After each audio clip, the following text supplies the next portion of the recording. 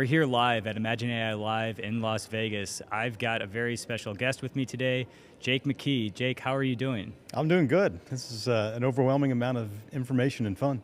Yeah, well, we're going to have 10 minutes here to get into even more information. Tell us about who you are and what you're working on. Yeah, my name's Jake McKee. I'm from Austin, Texas, or at least I live there. I'm from California, as any Californian will tell you. Once you grow up there, you never really leave. But the work that I've been doing is sort of an extension of the 20 plus years of community work that I've been doing, building connection between company and customer, product team and user, the two different parties, right? And right now I'm working on something called AIX, which is the AI experience design, building and designing the relationship between the human and the intelligent system. Wow, so can you give us an example of that? Yeah. So a great example is we're hearing more and more about employers and job sites and that sort of thing using AI interviewing, right, as your first cut. And if you've tried any of those sort of AI tools, it takes a second for our human brains to sort of adjust to the fact that we're being interviewed by AI. No matter how humanistic it may sound, it's a little bit different, right? There's something about it that we can tell isn't quite human. Mm-hmm. And so it takes our brains a minute to adjust, but in that adjustment period, we might sound kind of dumb, right? And that gets people really nervous because they don't want to sound foolish as they get warmed up. Mm-hmm. And a lot of technologists are saying, well, let's build a tool that's an interview tool, right? They put the tool in front of somebody and they say, have fun, get started. Yeah. The AIX principles are really applying to how do we look at the before, during, and after of that experience, right? So that there's a little bit of warm up, right? You and I had a little bit of small talk as we were getting warmed up here so I could settle into the space, right? How do we do that when it comes to things like an AI interviewer so that you're prepared when the questions really start, right? And thinking about the humanistic processes that go around all these AI experiences, not just the AI experience itself, right? Just because it's a more human voice, is that right? Do we need it to be a more robotic voice because I'm talking to a robot and that feels better for me for that experience? Mm-hmm. Or does it need to sound more like a human? What do we do before the experience?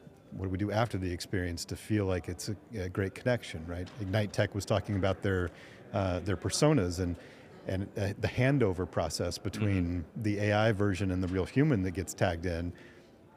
What happens in that handover so that I feel like it's a fluid experience, a humanistic experience, and not just, oh, I was using technology and now I'm talking to a real human. Thank God that's finally happening, right?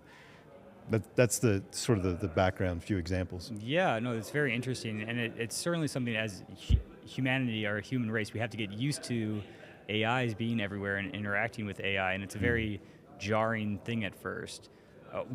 So you gave some, like, is it better that it sounds robotic or it sounds human-like? I mean, is there an answer to that? There is, but it's based on the experience itself that you're either trying to create, that users are expecting you to create.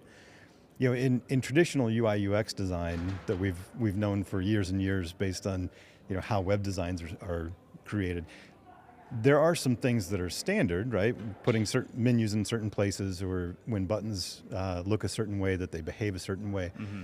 But also what that site is, what the audience is. There are sites that I go to that are very much focused for engineers, and I'm not an engineer, and I'm like, man, this is too much data for me. There's other stuff that's really focused for designers, and I say, man, this is just not as much data as I need, right? It's not as much directness as I might need. Mm-hmm. But for designers or for engineers, it's perfectly designed.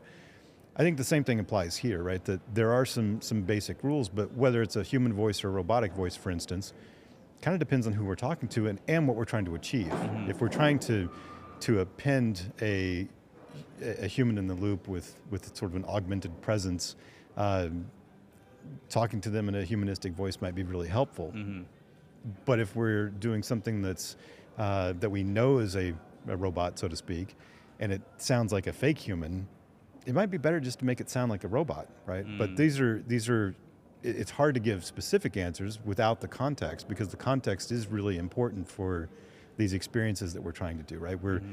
When we look at things like LLMs, right, we're trying to replicate a part of the brain, but there's multiple parts of the brain, right? And the entirety of the experience of having a human brain is these multiple parts. Same thing here, that we're taking some of these functions out of our workflows, but we're not taking all of them, right? And Yeah. so how do we lead in and lead out of those experiences is very context dependent. So how do you work with AI companies? So you're a service provider, a consultant in a sense, and you have a team. How does it work working with you? Yeah, so I don't have a team. I work on my own. Part of that is because I really like, I call myself a sleeves rolled up consultant because I like doing the work, right? And working side by side with a very small number of clients, more in depth, typically longer projects. But what my work is really a lot of the core sort of conceptual design of the human experience. So how do we look at either building or adding a layer on top of a customer journey? Right? What is their experience? Where are the friction points, right? And what is good friction, where we kind of slow down and process and think positively? Where's the negative friction that really creates problems, right?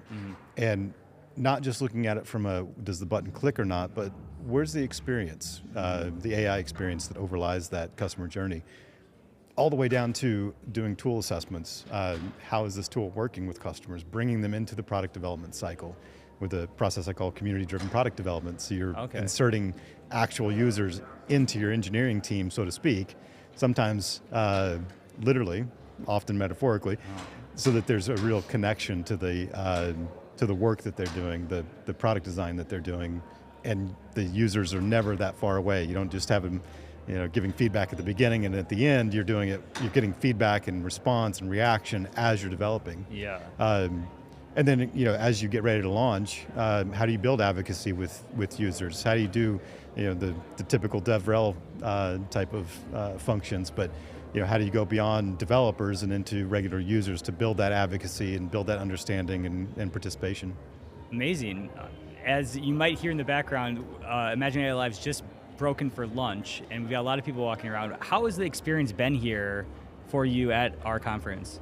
Yeah, it's been a lot of fun, and this morning I was really excited to hear the thinking wasn't just technology, right? The speeches on the stage weren't just about the details of how do we make the tools better. It really was about how are we rethinking what we're doing as businesses, as humans, and what does the future look like? How do we work towards that? As a long-term community guy, I think fundamentally in social constructs, right? How do we build connection between humans with these tools? And there was a lot of that sort of conversation. So, I wasn't sure coming to a place like Imagine AI if it was going to be all tech nerds talking tech nerdery, but I was really excited that it was some really interesting parts of that, but also some really interesting parts of the human side of this. Yeah, I'm glad to hear that. We try to make it as approachable as possible, but still being able to go deep as well. So yeah. Well, Jake, thank you so much for sitting down with me, and I'm very glad to have made this acquaintance with you, and look forward to talking with you in the future. Yeah, thank you. Thanks. That's one small step for man.